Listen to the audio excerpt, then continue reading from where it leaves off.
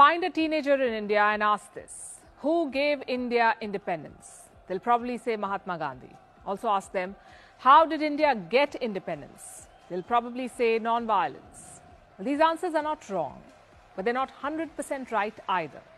India's independence was the result of many things: hundreds of characters, multiple ideologies, and of course, some rub of the green. To say non-violence gave us freedom is an oversimplification, one of many in our history. Almost 8 decades have passed since those events, but even today, things are hazy. Many questions remain unanswered. Some questions are too uncomfortable to raise. Doesn't mean we shy away from raising them. Questioning our past is a sign of a mature and evolving democracy. So that's what we are doing, looking at 4 questions from India's independence movement. We know what the history books say. Let's now see what actually happened. Time for a flashback.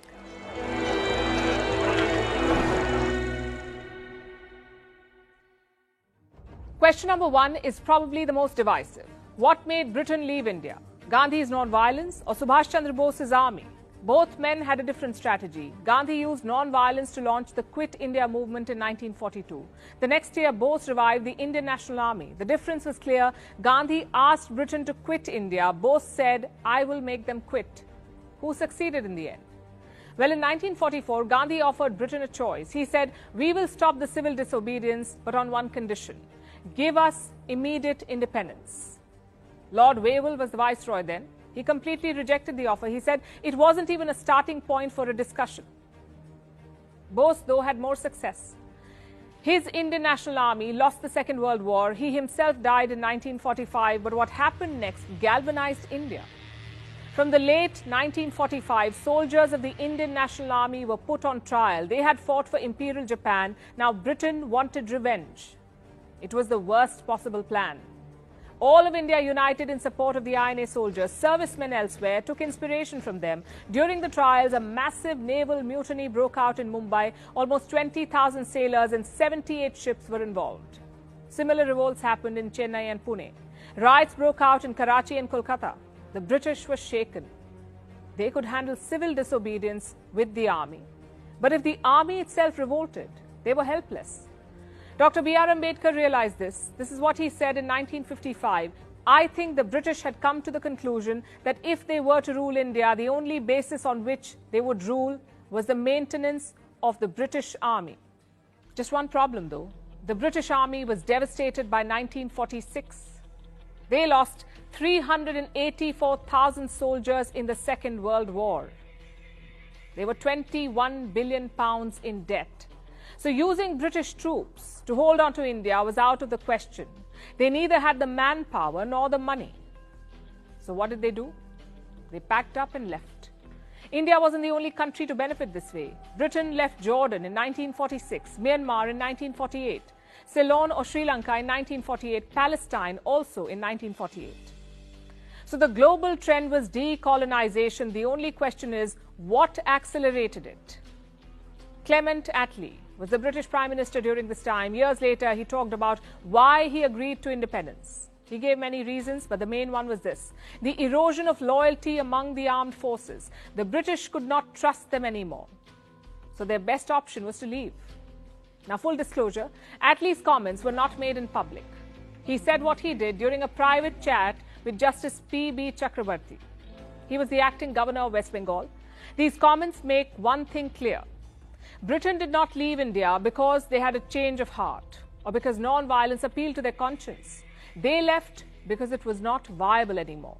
They had no means to control India's 300 million restive population. Now let's move to question number 2. Why did Gandhi oppose Bose's politics? It's clear that he did. Gandhi tried to stop Bose's election as Congress president in 1939. When Bose won, Gandhi called it a personal defeat. Once again, it was ideology. Bose wanted swift independence. He feared that Gandhi would settle for something less, maybe dominion status. These differences led to a rivalry. Gandhi does not come out well in this episode. Historians have called him, quote-unquote, petty and given to machinations. Bose's radical tactics got him arrested. But in 1941, he fled British India. He began rallying for independence abroad. The idea was pretty simple. Your enemy's enemy is your friend. Using that logic, he reached out to Nazi Germany and Imperial Japan. The British were livid. They called Bose a collaborator. The next year, in 1942, the Quit India movement was declared. Bose supported it. He called it India's epic struggle. But the sentiment was never mutual. Bose set up a provisional government of free India in 1943, sort of like a government in exile.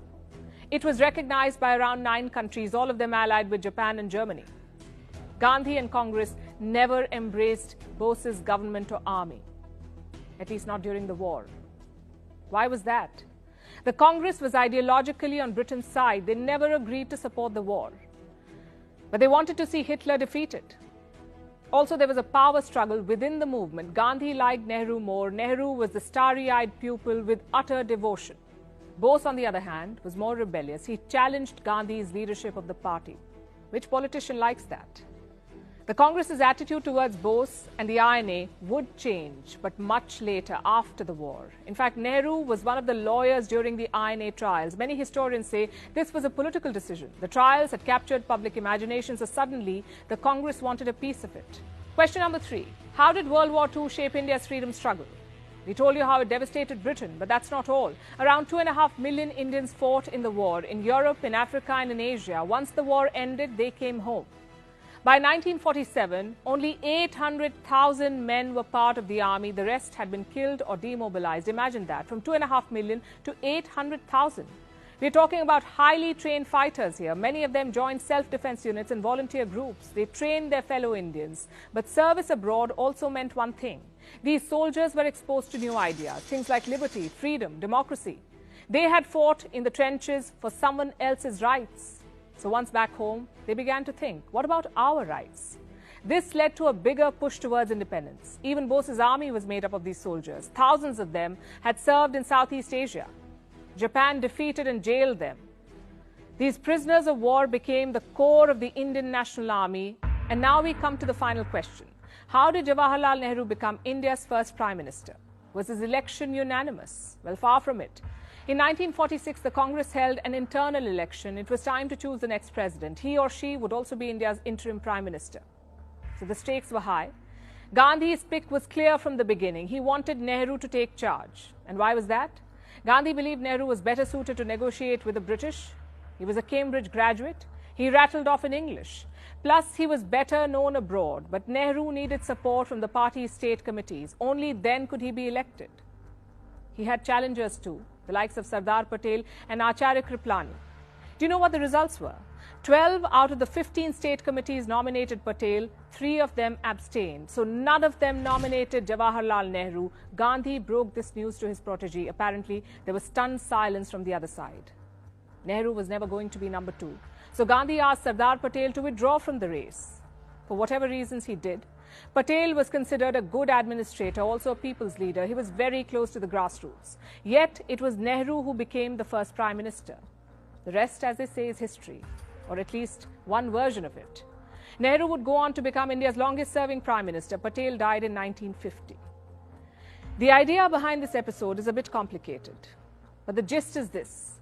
History is not always about right or wrong. Historical figures are not always heroes and villains. They're humans like us, imperfect people who did what they thought was right.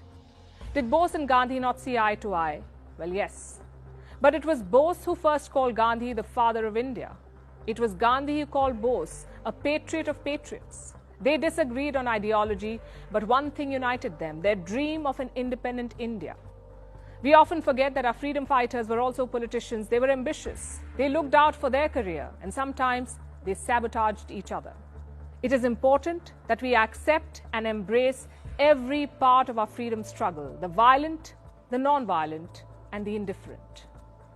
Gandhi turned India's freedom struggle into a people's movement. He took independence to every Indian village. At the same time, he alienated people like Bose. He worked to undermine his position in the party. We need to accept that both things are true. That is the hallmark of a mature democracy.